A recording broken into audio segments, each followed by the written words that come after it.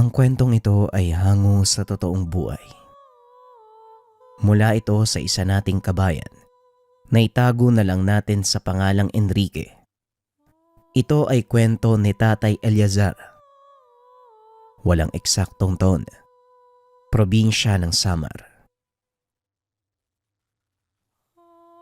Maaliwalas ang panahon, pero hindi ang mukha ni Tatay Eleazar na mas punit pa kaysa diaryong nilamutak ng asawang si Nanay Norma. Nasa tindahan sila ngayon. Kanina pa niya napapansin na ang bawat dumaraan ay dumadampot ng iilang butil ng panindang bigas sabay subo. Kahit siguro plan siya ng yumao mong ina, hindi kayang ayusin niyang mukha mo. Ano ba yung ganyang reaksyon, Eleazar? Umayos ka nga kung gusto mong may lumapit sa tindahan natin. Wika ni Nanay Norma. May lumalapit nga, pero palihim namang nagdanakaw. Basta-basta na lang dumadampot ng bigas sabay subo, oh. Ayun, tignan mo. Napatayo mula sa kinauupuan si Tatay Eleazar. Sabay turo sa babaeng pasimpleng dumukot ng bigas. Pinandilatan niya at sinamaan ng titig. Nagulat pa ito sa lakas ng kanyang boses. Nagmamadaling lumayo ang babae dahil sa takot. Ikaw talagang matanda ka. Huwag mo ngang takutin. Paano tayo makakabenta kung para kang aso na susunggab sa mamimili? Mamimili. May mamimili bang basta na lang dadakot ng hindi nagpapaalam o nagbabayad? Hindi natin hinihingi ang mga paninda dito. Malulugi tayo niyan. Alam mo ikaw, malapit na ako mainis sa'yo ha. Hindi mo ba napapansin? Naglilihi yun. Kahit kailan ang hina talaga ng kokote mo, sumasabay na sa katandaan. Aba wala akong pakialam kung naglilihi o hindi. Dinadamay nila ang paninda. Kung gusto nila ng bigas, bumili sila. Diyos mio, manahimik ka na nga lang, ang ingay-ingay mo. Maliit na bagay pinapalaki. Napabuntong hininga na lamang si Nanay Norma nang buhati ng asawa ang sako ng bigas at ipasok sa loob. Hindi niya na pinansin dahil magkakasagutan na naman sila. Baka mas mahaba pa ang sagutan kaysa sa listahan ng nabentang paninda. Nasanay na rin siya dito dahil may ugali itong mahirap intindihin. Mas nauuna ang pagkamainitin ng ulo kaysa pangunawa. Makalipas ang ilang oras, dumadagsa na rin ang mamimili sa munting pamilihan na meron lamang iilang tindahan. Hindi ito ang palengke ng bayan pero dahil malayo, ginawa na lamang ng paraan para makabili ng pangangailangan sa araw-araw nang hindi na dumarayo pa sa mismong sentro. Gulay at bigas ang pangunahing paninda ni Nanay Norma at Tatay Eleazar. Naging abala na rin ang lahat ng tendero-tendera dahil siksika na at dami ng bumibili. Araw ng linggo kaya dagsa ang mga tao. Sa kabila ng pagiging abala ng lahat, nasa sulok lamang si Tatay Eleazar. Ni hindi man lang naisip na tulungan ang asawa na kaliwat kanan kung kumilos dahil sa dami ng customer. Pagkatapos ko rito, may matanda talaga akong masasakal. Hindi man lang marunong tumulong. Kitang maraming bumibili, paupo-upo lang. Kahit anong pagpaparinig ni Nanay Norma sa asawa, wala itong pakialam. Nakaupo lang at panay ang pagmamasid sa paligid. Seryoso ang pagmumuka na parabang may napansin. Makalipas ang ilang minuto, tumayo na ito at nagsimulang maglakad. Nakisiksik sa dumadaan hanggang sa naaktuhan ang taong sinusundan. Subalit hindi naabutan dahil napansin siya. Mabilis itong kumilos upang umalis. Pagkabalik sa tindahan, sermon ng asawa ang bumungad sa kanya. Ano ba, Eleazar? Maiya ka naman. Ang laki-laki ng katawan mo, tapos tapos wala kang balak na tumulong. Buhatin mo tong bigas. Iatid mo dun sa sasakyan ng bumili. Lakad ka ng lakad, parang may-ari ka ng buong palengke. Yung bumili ka mong magbuhat yan. Ay nako, alis muna ako Norma. May mahalaga akong pupuntahan. Abat! Oy! Eliazar! Bumalik! Ay nako talaga! Hindi na pinakinggan ni Tatay Eliazar ang asawa. Nagmamadali siyang umalis upang puntahan ang nakitang lalaki. Nakaabot si Tatay Eliazar sa bakanteng lote kung saan puro kambing, kalabaw at baka ang naroon. Tahimik na kumakain ng mga damo. Kanina pa niya pinag-obserbahan ang paligid pero hindi na makita ang sinundang lalaki. Nang hindi na talaga mahanap, umuwi na lamang siya. Laking gulat nito nang makita ang asawa na naroon sa tahanan. Oh Norma, ano ginagawa mo rito? Hindi ba't sa tindahan kita iniwan? Teka, baka hindi ito yung asawa ko ah. Hoy, kung sino ka, lumayas ka sa pamamahay ko. Hahampasin sana ni tatay ng nadampot na walis ang hinihinalang elemento. Pero naunahan siya. Imbis na masindak, napaaray matapos mapingot sa tenga. Anong pinagsasasabi mo dyan? Baliw ka ba? Sino naman ang gaganahan magtinda kung mag-isa lang ako? Mariosep, dapat ikaw yung naroon kasi lalaki ka. Pero daig mo pa yung babae sa pagiging senyorita. Hindi man lang magawang tumulong. Nagpapalaki ka ba ng itlog? Hoy, manahimik ka ka. Pinapahiya mo ko eh. Paano kung may ibang makarinig dyan sa sinasabi mo? Mamaya isipin na lang ano eh. Na ano, Aber? May yahiya ka pang nalalaman dyan ang tamad-tamad mo. Diyan ka na nga. Naibaling na lamang ni Tatay Eliazar ang paningin sa ibang direksyon upang maiwasang mas mainis palalo sa asawa. Saktong dumating si Paring Kalo, ang dating kababata na nakatira sa kabilang bayan. Paring Eliazar, kumusta ka na? Matagal na tayong hindi nakikita. Mukhang nasa maayos na kalagayan ka. Anong sekreto? Wika ni Paring Kalo. Oh, bakit ka na naman nandito? Gagalitin mo na naman ba ako? Hoy nako Kalo ah. Alam mong mainitin ang ulo ko.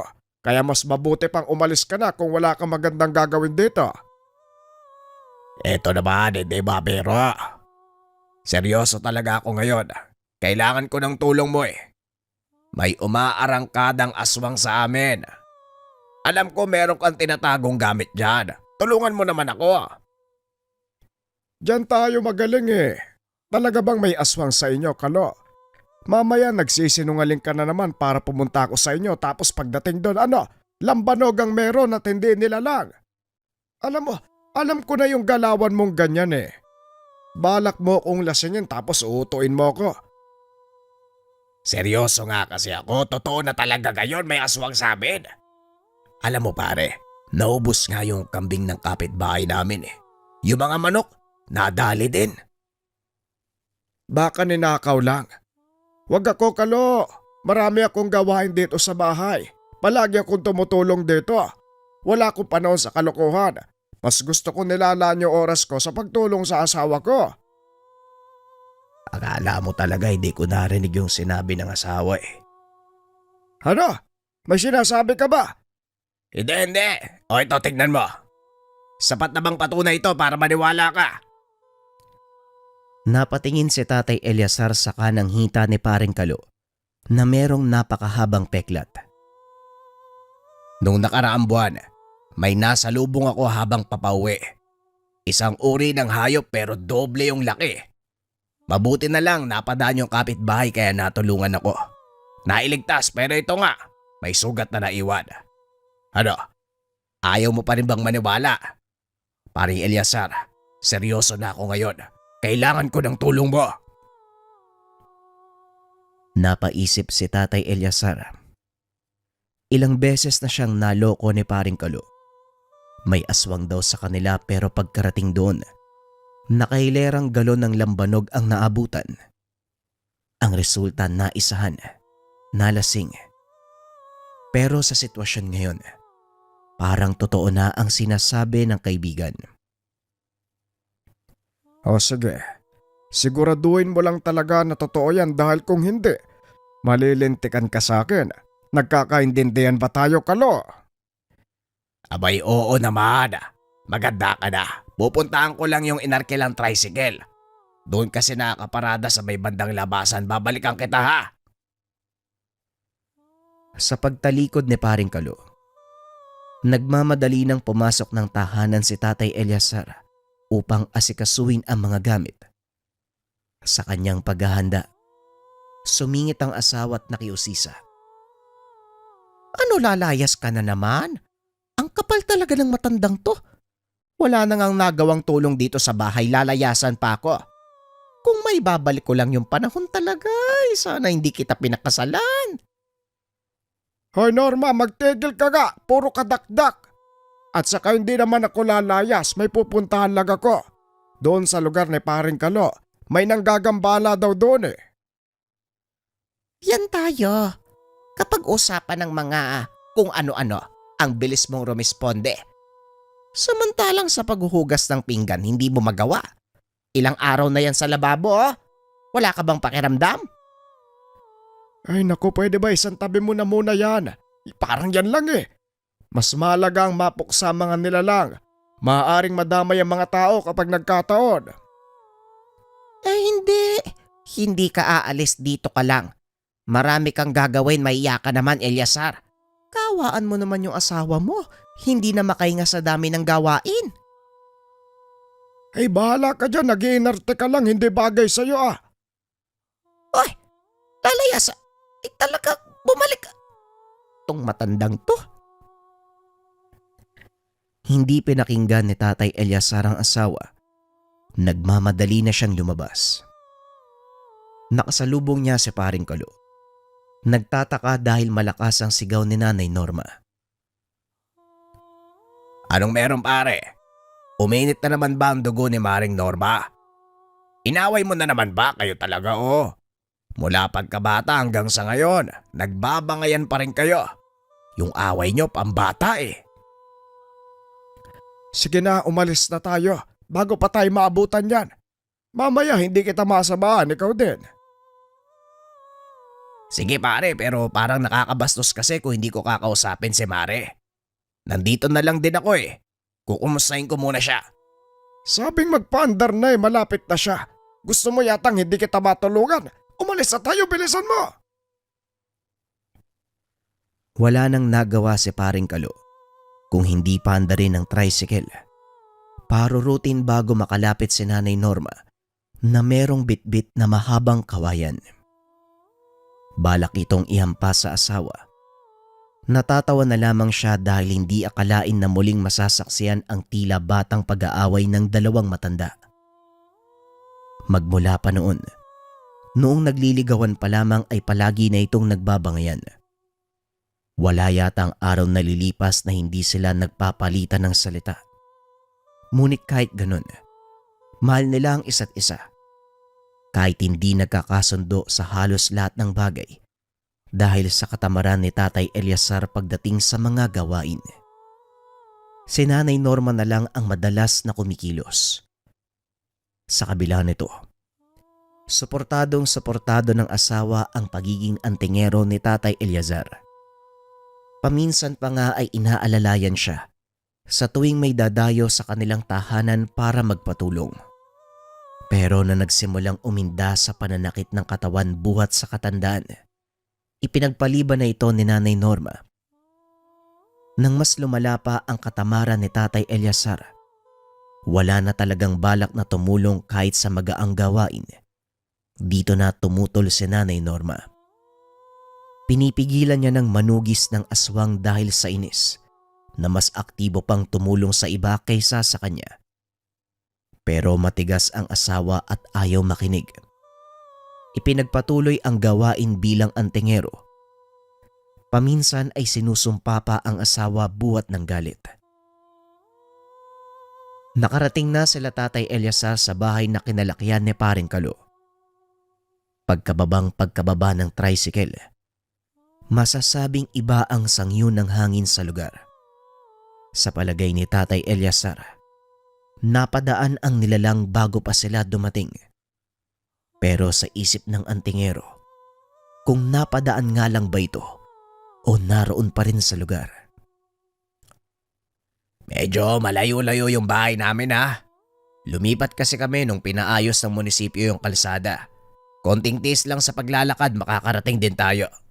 Aba, nasa na yun? Eto talagang matandan to. Hindi mo alam kung antingero magdanakaw eh. Bigla na lang nawawala. Pare! Ay! Asan ka? Lingid sa kalaman ni Paring Kalo na lumihis ng daan ng kaibigan. May napansin ito sa kabilang daan. Hindi na nakapagpaalam. Habang tinitignan ito ni Tatay Eliazar, may babaeng nakaupo sa tabi. Sa bahaging siksikan ang mga halaman. Nang makita siya, nagmamadali itong tumayo at natatarantang tumakbo. Sinundan niya at nang harangan ay tinanong. Sandali lang ha. Ikaw ba yun ang gagambala dito? Hoy babae, wag mo kong artehan ng ganyan. Hindi uubra sa akin yung baliw-baliwan mo kuno. Nararamdaman ko. Merong kakaiba sa'yo kaya pwedeng umaming ka na. Bistado ka na Wika ni Tatay Eliazar. Napaayos ng tayo ang babae at saka masamang tumitig sa kanya. Ano pang gusto mo?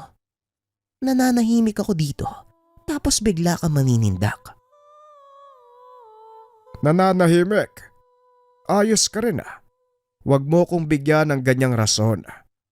Kilala kitang aswang ka Ikaw rin yung nasa kabilang bayan Swerte ka lang dahil inuna ko yung kaligtasan ng misis ko. Dahil kung hindi siya napahamak nung sandaling yon, malamang patay ka na. Anong gagawin mo ngayon? Papatayin mo ko. Di gawin mo. Ayos ka rin Talagang sinusubukan mo ko Akala mo yata hindi ko tinutuloy yung mga sinasabi ko Baka nakakalimutan mo. Wala kang lakas ngayon dahil may araw pa. Ang katulad mong aswang, kunwari baliw pero sa gabi napakalakas. Dahil sinubukan mo ko pagbibigyan kita. Naalerto ang babae nang dukutin ni Tatay Eliazar ang pulang pakete sa kanyang bulsa. Bago pa man mailabas ang mutya ay kumaripas na ng takbo ang babae. Nasundan naman ng matandang antingero hanggang sa umabot sila sa kagubatan.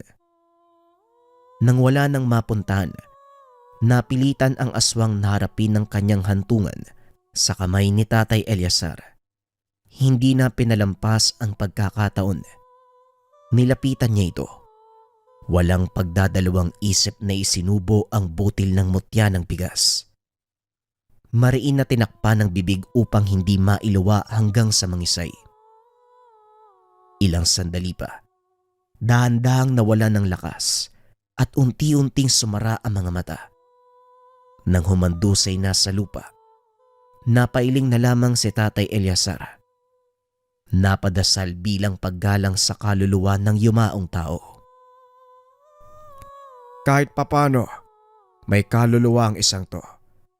Ang pinagkaiba nga lang, halangang pagkatao mo.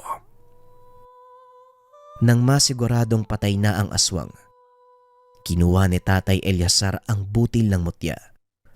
Hindi naman ito nalunok ng aswang. Pinahiran niya ang kumapit na laway ng aswang. Hinugasan ng langis at saka ibinalik sa pakete. Pagkatapos ng kaganapan ay dali-dali siyang umalis sa lugar. Naging maingat din siya. Hindi hinayaang may maiwang bakas na magtutukoy sa kanya. Kapag nagkataon na nalaman ng mga tao na siya ang pumatay, malaking problema ang aabutin dahil sa mga mata nila, isa lamang karaniwang baliw ang babae. Pagdating ni Tatay Eliazar sa kalsada, bumungad na ang nag-aalalang kaibigan. Eto talagang matandang to, buti naman nagpakita ka na pare. Kung saan sana ako sumusuot para hanapin kaysa kabagaling. At saka, bakit ang daming kung ano na sa damit mo? Eh, ano? Dumumi ko dyan sa kakauyan. Pasensya na ha, hindi ako nakapagpaalam. Ang sakit ng tiyan ko eh. Gustong gusto nang lumabas, ang dami nga eh. Gusto mong makita? Halika, tignan mo. Napakadugyot mo talaga. Kadiri, may banyo naman sa bahay eh. Talagang mas pinili mo pa dyan. Ay naku, halika na nga. Sumunod ka na sa akin. Kapag ikaw nawala uli bahala ka sa buhay mo. Pagkarating sa tahanan ni Paring Kalo, dumiretso sa kusina si Tatay Eliazar na parang bahay niya rin. Nagtimpla ng kape.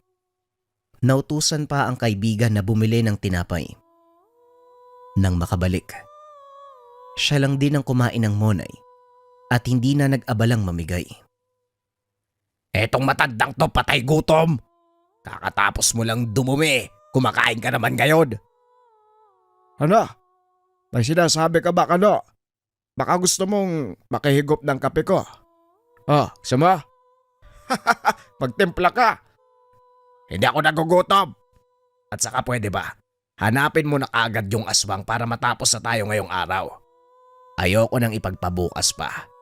Mamaya, hindi na lang hayop yung biktima nun eh. May madamay pang mga tao. May apo ko rito. Ilang taong gulang pa lamang.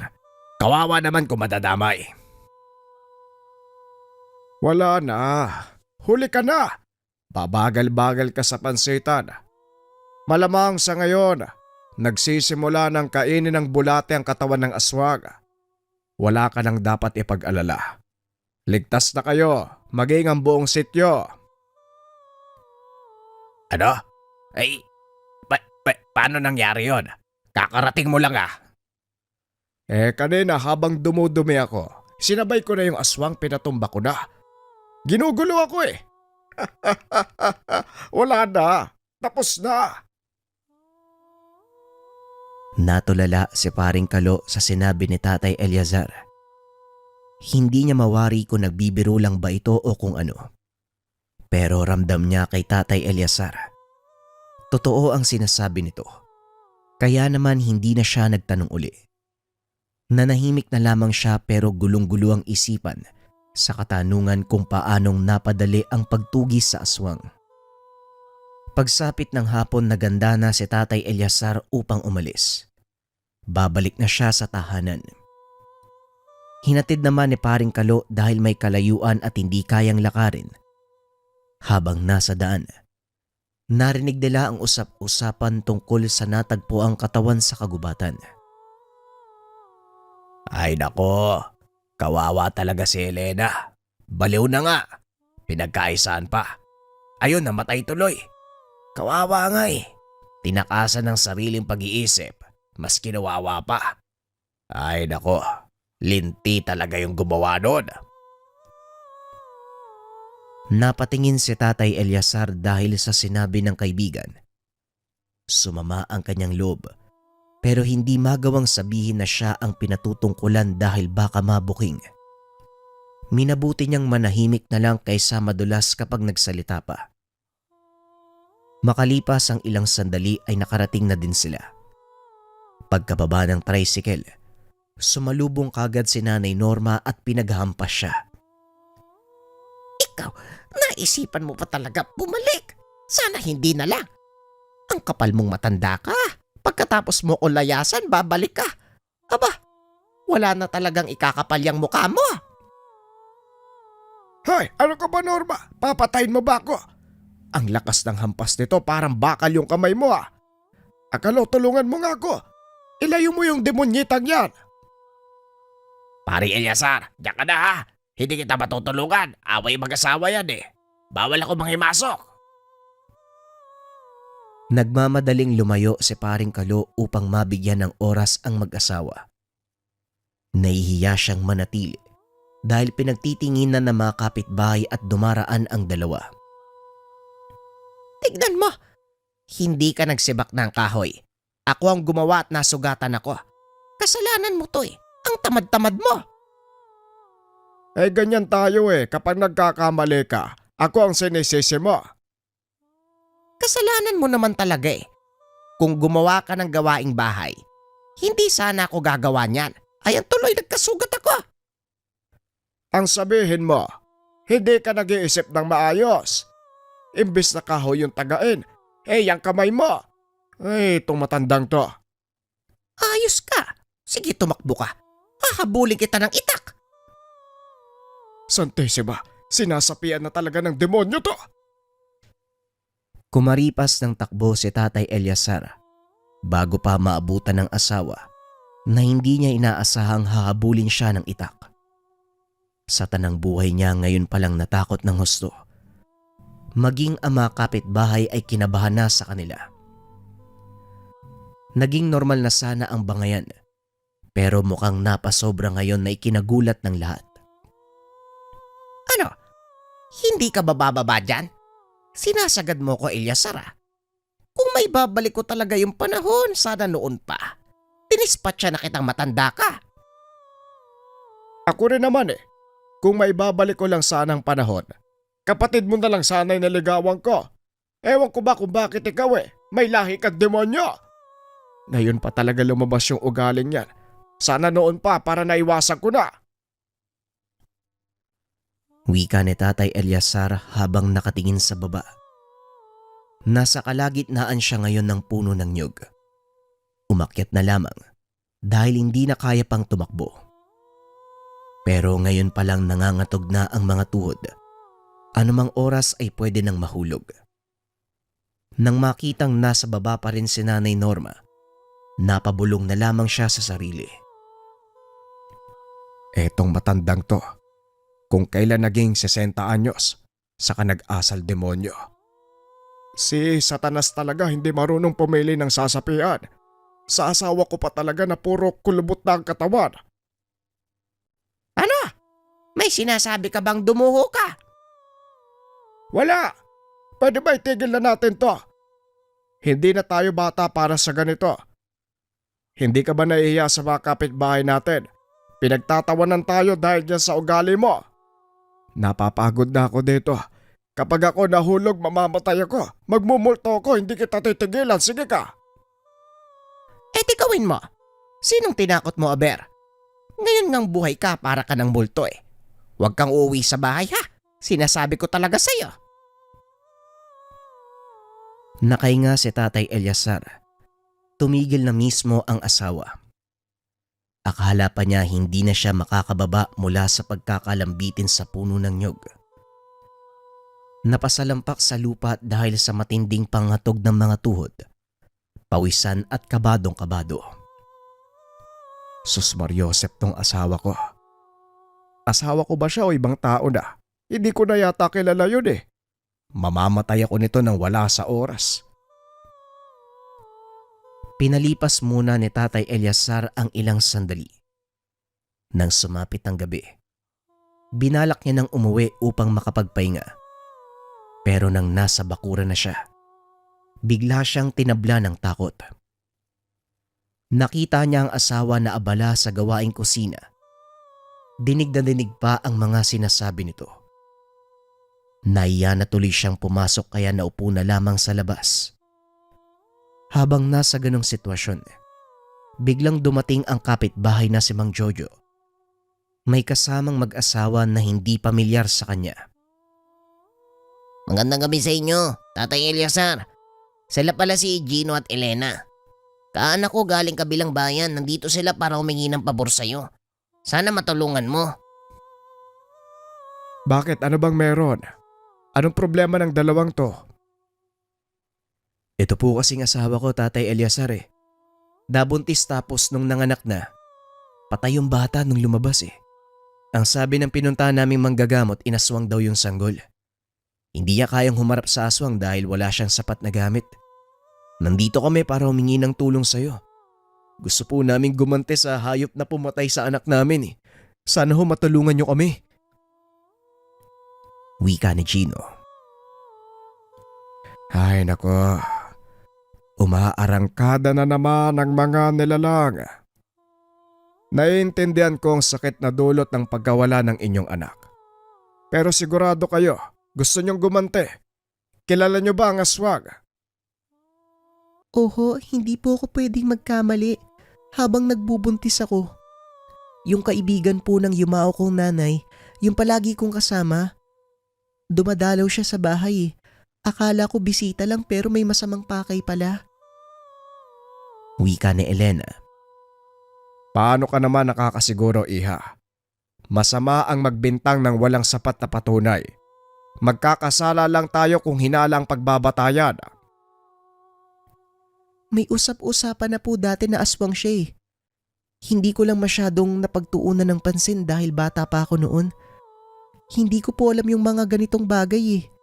Pero sigurado po talaga ako siya yung aswang. Sa tuwing pumupunta siya sa bahay, ako kagad yung hinahanap niya. Tapos palaging hinahawakan yung tiyan ko eh. Palagi nagtatanong ng tungkol sa bata, kung nung ipapangalan ko. Kay nahinala naman po talaga, hindi ba? Ay nako, titignan muna natin, o siya. Umuwi na muna kayo dahil bukas na bukas. Magpapasama ako kay paring Jojo sa tahanan nyo. Obserbahan muna natin yung pinaghihinalaan yung aswang. Kapag sigurado na tayo, saka natin paparusahan, ayos ba yon? Gabi na kasi galing pa ako sa mahabang lakad eh. Hindi pa ako nakakapagpahinga. Sige po, wala pong problema, Manong. Aantayin ka po namin ha. Maraming salamat po sa inyo. Sige na, umuwi na kayo.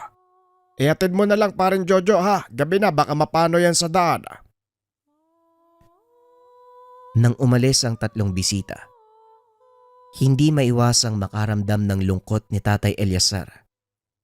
Palaging nangingibabaw ang kanyang emosyon pagdating sa mga bata na nabibiktima ng aswang. Minsan na siyang nawala ng anak, kaya naiintindihan niya ang mag-asawa. Ang galing mo rin ano? Kapag ibang tao ang bilis mong tumulong. Kapag may aswang natutugisin, alisto ka. Tapos dito hindi ka naaawa sa akin. Hindi ka marunong tumulong sa mga gawain. Halos mapatalon sa gulat si Tatay Eliazar. Biglang nagsalita ang asawa. Hindi niya namalayan ang paglabas at paglapit nito sa kanya. Nakatikim pa siya ng hampas ng sandok. Norma, masakit yan ha. Alam mo bang nakakabaliw ang paghampas ng sandok? Tumigil ka na. Eh di mabaliw ka. Wala akong pake. Hindi nito tinigilan ang paghampas kay Tatay Eliazar. At ang huli, nakahanap ng pagkakataong makatakas ang matanda. Nagmamadaling pumasok ng bahay at pinagsarahan ng asawa. Buksan mo to, Eliazar. Kapag ako nakapasok, talagang malalagot ka. Eh diyan ka na muna, ang ingay mo eh, nananakit ka pa. Sa labas ka matulog. Lumipas ang gabi na puro bangayan ang maririnig sa kanilang munting tahanan. Hirap din makatulog ang katabing bahay dahil sa lakas ng boses. Hindi lang sila sinuway dahil nahihiya.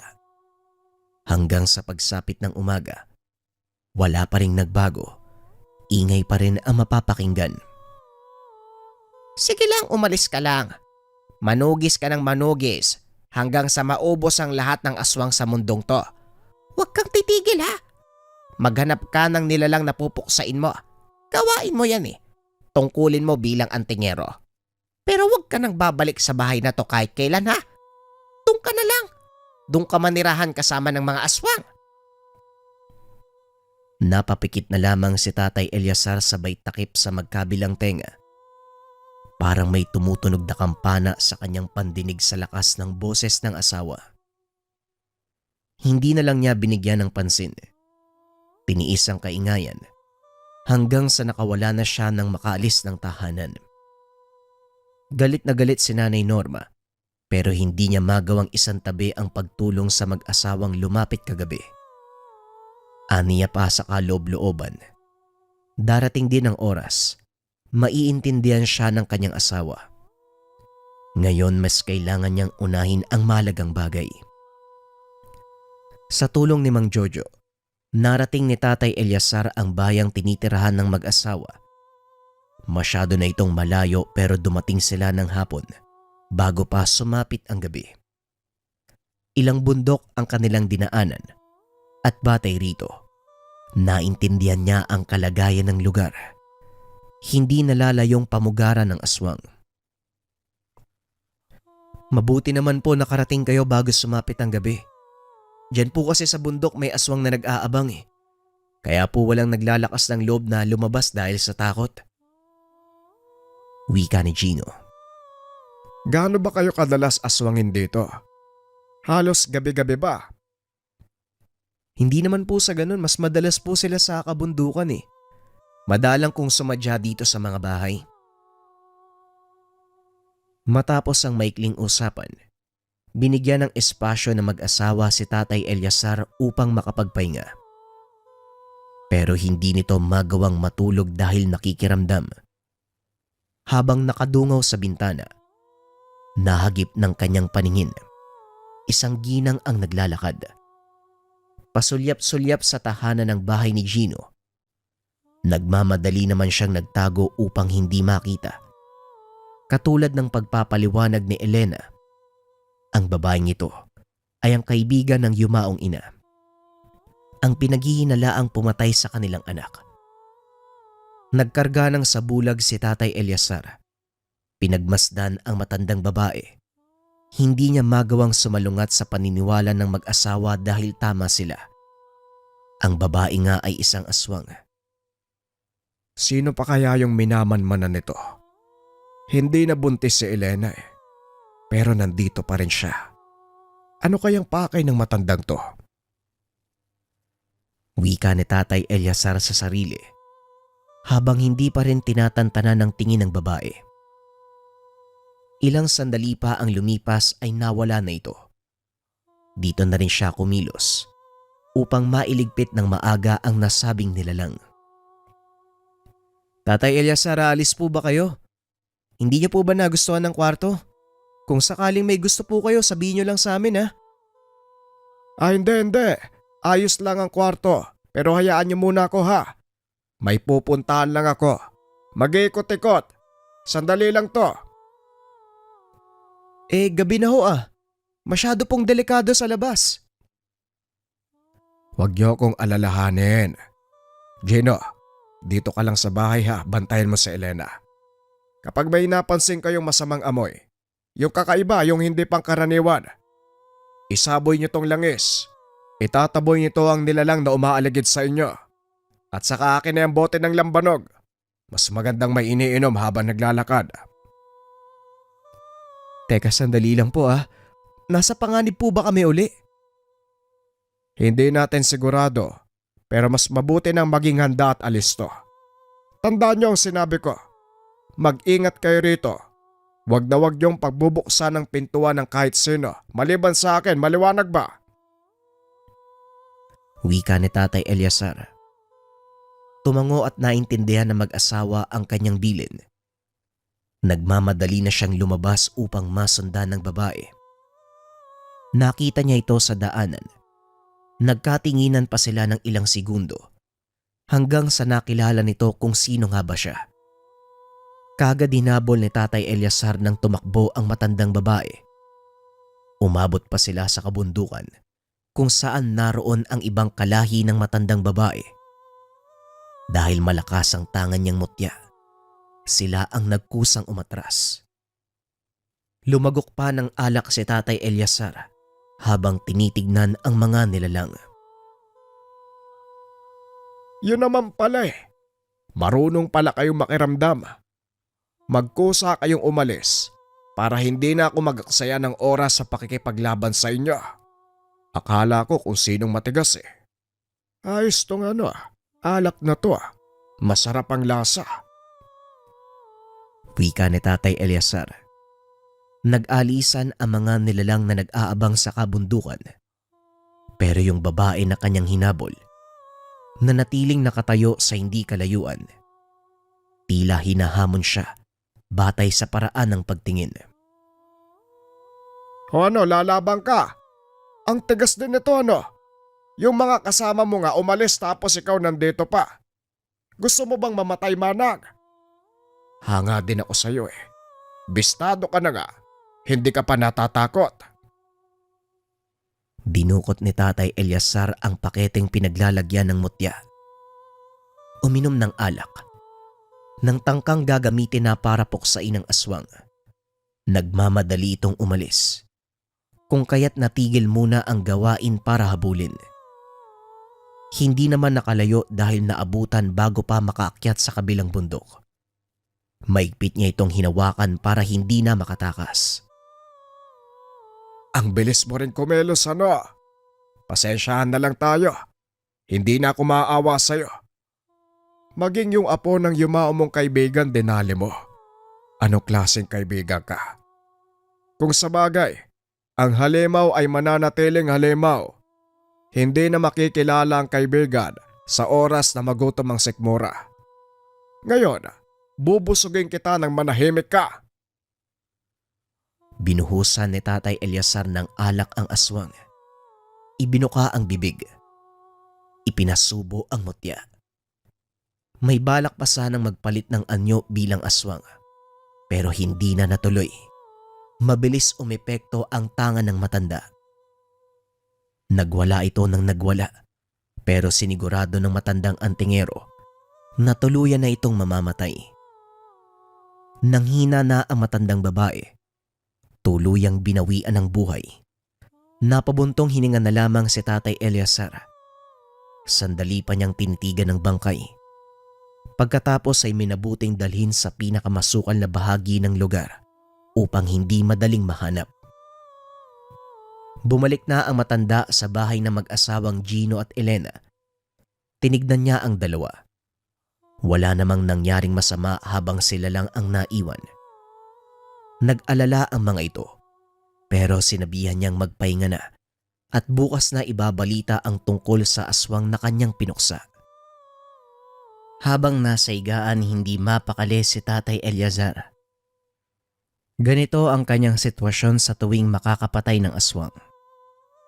Alam niyang tama ang ginawa dahil nararapat lamang iyon sa nilalang na walang ibang alam kung hindi ang sindakin at biktimahin ng mga tao. Pero may parte din sa kanya na nanghihinayang sa buhay ng mga ito. Minsan na rin siyang napapatanong kung bakit may ganong klaseng nilalang sa mundo.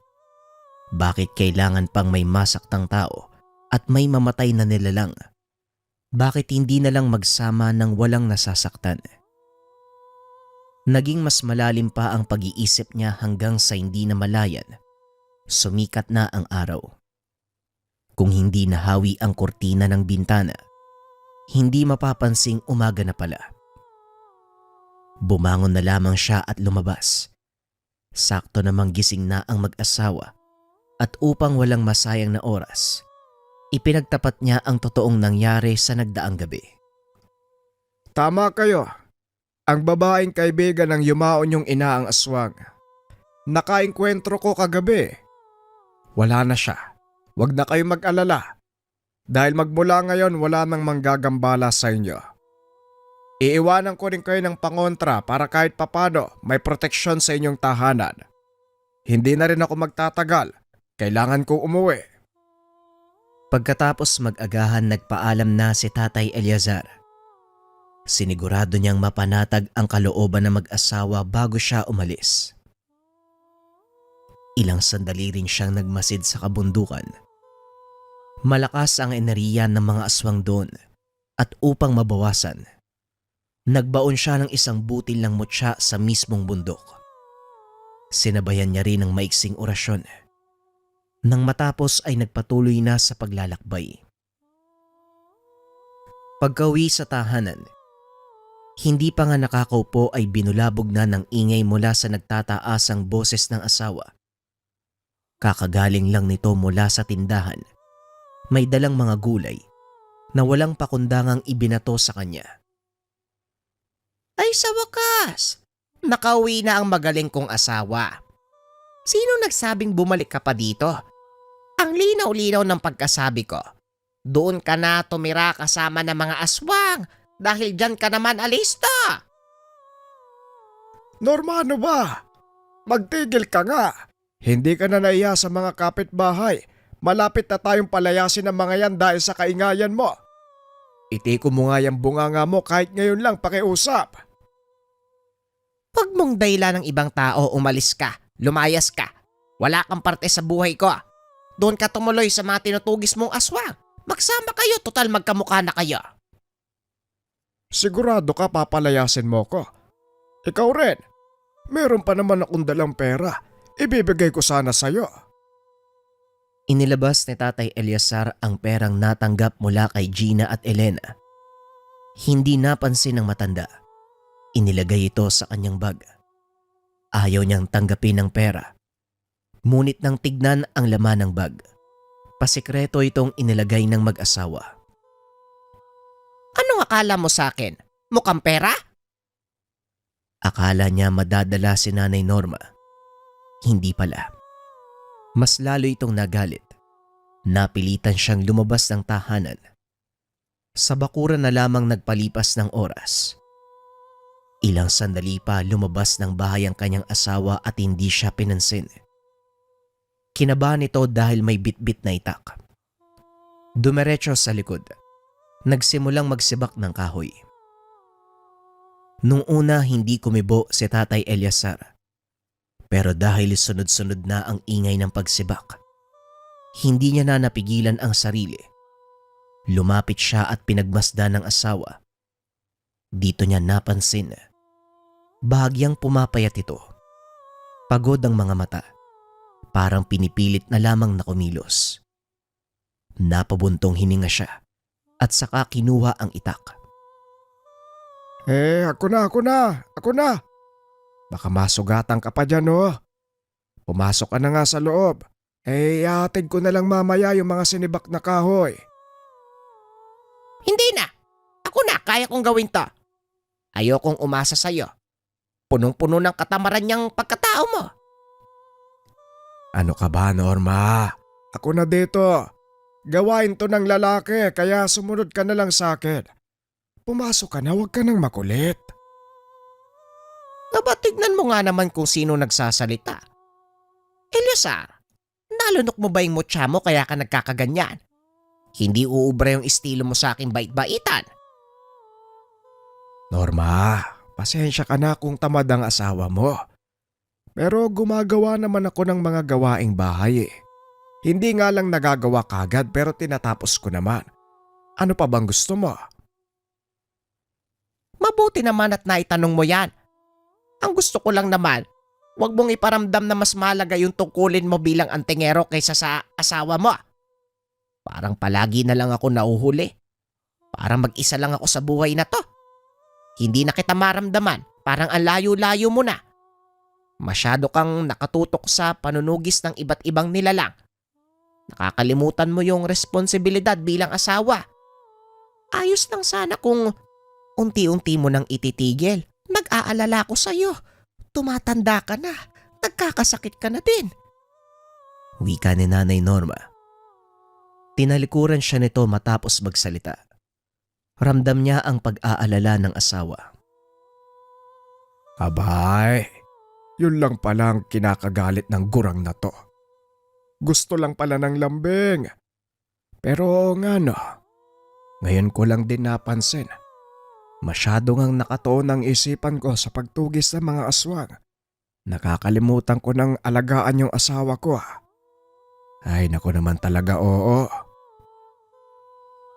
Pagsapit ng 7:00 ng gabi, nasa labas pa rin si Tatay Eliazar. Hindi sila nagkausap ni Nanay Norma. Ayaw niya ring unahan dahil masama pa ang loob nito. Lumipas ang ilang sandali nakaidip siya. Nagising na lang nang may tumapik sa balikat. Pagkamulat, bumungad si Aling Nene. Ay, pasensya ka na kung nagulo ko ang pag-idlip mo. Paring Eliazar, kailangan ko ang tulong. Yung anak ko, inaasbang, buntis yun. Tulungan mo. Inaaswang? Paano mo naman nalaman na inaaswang nasa kabilang baryo yon? Pagkagaling ko sa tindahan, dinalaw ko siya at yun nga ang kwento. May umaaligid at saka tuwing gabi, Napakabaho daw ng amoy. Tulungan mo naman. Eto na naman tayo, aswang na naman ang pinagbibintagan. Paano siya nakasigurado? Baka kapitbahay lang nila yung umaaligid doon o hindi kaya kawatan. Pare Eliazar, alam ng anak ko ang pinagkaiba ng ordinaryong tao sa isang halimaw. Kaya nakikiusap ako. Tulungan mo yung anak ko. O sige, tignan natin. Sandali lang at magpapaalam ako sa asawa ko ha. Umalis ka na. Unahin mo yung aswang. Baka makawala pa. Nagulat si Aling Nene. Pabalibag na isinara ni Nanay Norma ang pintuan. Magkaaway ata kayo ng misis mo. Pero pwede bang unahin mo muna ang anak ko? Ayoko mawala ng apo. Nalito si Tatay Eliazar kung sino ang uunahin. Pero sa huli, pinili niyang tulungan muna ang ibang tao. Nagmamadali niyang pinuntahan ang kabilang baryo. Sa malayo pa lang naaamoy niya na ang sangyo ng aswang. Habang lula ng tricycle, nagsimula siyang magkarga ng orasyon. Pagkababa, hinanap kagad ang pinagtataguan ng nilalang. Inutusan niya si Aling Nene na puntahan ng anak na buntis. Kailangan niya itong samahan, samantalang siya naman ay tutugisin ang nilalang. Sa likod ng bahay ito nagtatago. Maingat na lumapit si Tatay Eliazar para hindi madaling mapansin. Kargado na siya ng sabulag. Nang makalapit, inambahan niya pero mabilis itong nakakilos. Lumaban pa kung kaya't medyo nahirapan ang matanda. Napaatras siya upang makailag sa mga kalmot nito. Mabuti na lang, kakauyan ang bahaging iyon. Malayo ang distansya ng mga tahanan kung kaya't walang ibang nakapansin sa kanila. Isa pa madilim na ang paligid. Nang makabuelo si Tatay Eliazar at masukat ang galaw ng aswang, hindi niya ito kinaawaan. Mabuti na lang, nagawa niyang damputi ng itak. Matapos mataga ang nilalang ng paulit-ulit, isiningit niya ang butil ng mutya. Ibinaon sa sugat nito sa dibdib. Umangil ng napakalakas ang aswang at upang matahimik, binusalan nito ng matanda. Dito na nangisay ng todo ang nilalang. Makalipas ang ilang minuto hindi na nakagalaw. Tuluyang binawian ng buhay. Umalis siya kaagad para matignan ang kalagayan nila Aling Nene. Pagdating sa bahay, naabutan niya ang dalawa. Dahan-dahang lumalabas dahil manganganak na ang anak. Tulog, paring Elias. Manganganak na ang anak ko. Doon tayo sa bahay ni Maring Silta. Lumakad sila papunta sa kabilang sitio para mapuntahan ang tahanan ng komadrona. Inasikaso na ang panganak. Hindi magawang umalis ni Tatay Eliazar. Nangangamba siya na baka may pumuslit na aswang at madali ang sanggol. Naghintay siya hanggang sa lumipas ang ilang sandali at nailabas na ang bata. Naging maayos naman. Wala na ring banta ng panganib. Nang masiguradong ligtas ang lahat ay nagpaalam na siya. Pasado 1:00 ng madaling araw nang makauwi si Tatay Eliazar. Tahimik na ang paligid ng tahanan. Nakapasok naman siya dahil naiwang nakabukas ang pinto. Nang makitang mahimbing na natutulog ang asawa, tumabi na siya upang makapagpahinga. Kinabukasan tanghali nang nagising si Tatay Eliazar. Wala na si Nanay Norma ng mga sandaling iyon. Pagkatapos mananghalian, nagmamadali siyang nagtungo sa kanilang tindahan. Naabutan niya roon ang asawa na abala sa gawain. Bigla siyang nakaramdam ng hiya at hindi magawang lumapit. Pero nang dinagsa ang pamilyan, napilitan siyang tumulong para hindi maging kawawa ang asawa sa kaliwat kanang gawain. Ano ginagawa mo dito? Aawain mo pa talaga ako. Sa harap ng mga suki mo, ipagpaliban mo muna yan. Saka na tayo mag-away kapag naubos na yung paninda. Maraming bumibili oh. Hindi na rin nagawang sumagot ni Nanay Norma. Nahiya sa mga suki na nasa harapan lang. Ibinuhos nila ang atensyon sa gawain ng tindahan. Nang matapos na ang oras at sumapit ang 6:00, dahan-dahan silang naglikpit at nagsara. Pag-uwi ng tahanan, tila hindi magkakilala ang dalawa. Malayo ang distansya sa bawat isa. Natukso pa ito ng kakilala. Paring Eliasar, naghiwalay ba kayo? Yung asawa mo, ang layo-layo niyo sa isa't isa. Kung kailan naging matanda, saka naisipang maghiwalay. Lambingin mo kasi pare. Yakapin mo, halikan, para hindi man lamig sa'yo. Pero, iniwanan ka na. Napakamot na lang ng ulo si Tatay Eliasar nang makita si Nanay Norma na ang bilis ng lakad. Masyado na itong malayo. Nang lumiko sa kabilang daan, hindi na nakita at iniwanan na talaga siya. Paring Eliasar, nasa uling yugto na tayo ng ating buhay. Pakisamahan mo na mabuti si Mang Norma. Huwag mo hayaan na sumuma ang loob hanggang kamatayan. Ay nako. May hindi lang kami pagkakaunawaan, maayos din namin yan. Aba dapat lang. Ayusin mo talaga pare. Mahirap yan. Tumango si Tatay Eliasar sa dalawang kaibigan. Nagmamadali na siyang umuwi para kausapin ang asawa. Kaso nga lang pagliko niya ng daanan, naabutan niya itong nanginginig sa takot habang yakap-yakap ang isang bata. Magtatanong sana ito pero hindi na nagawa nang makita ang aswang sa unahan. Nanlilisik ang mga mata. Nakatingin kay Nanay Norma. Aba, lakas ng loob mo ha. Talagang asawa ko pa ang bibiktimahin mo. Kagad hinabol ni Tatay Eliasar ang nilalang.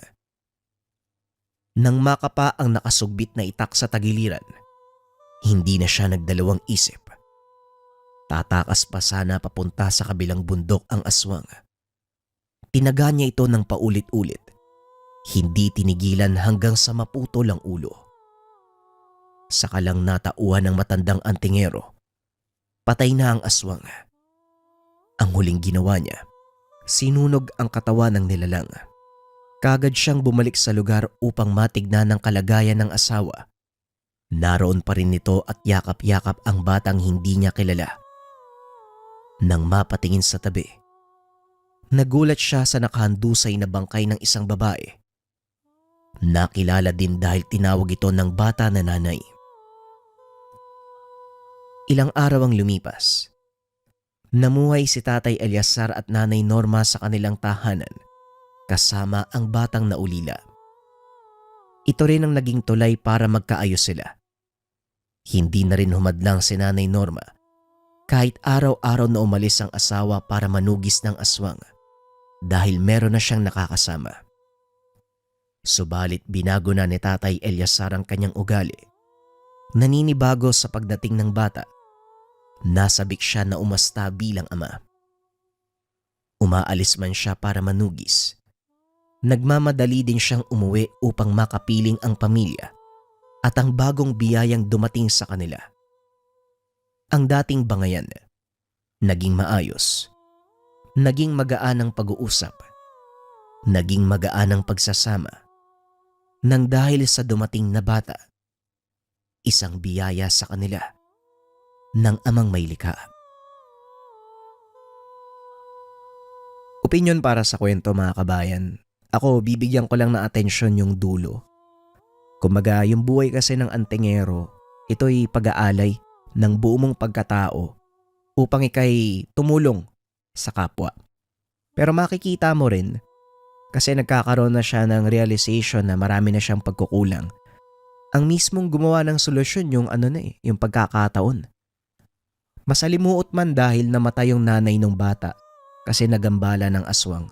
Pero kung titignan mo yung mas malaking imahe, ito naman yung naging daan upang magkaayos ang dalawang matanda. At syempre, magampanan pa rin ni Tatay Eliasar ang kanyang tungkulin na protekta ng mga kabaryo. Kayo ba mga kabayan, anong opinion nyo para sa kwento? Kung sakaling gusto nyong i-share, nariyan sa comment section, comment nyo lang. Maraming salamat.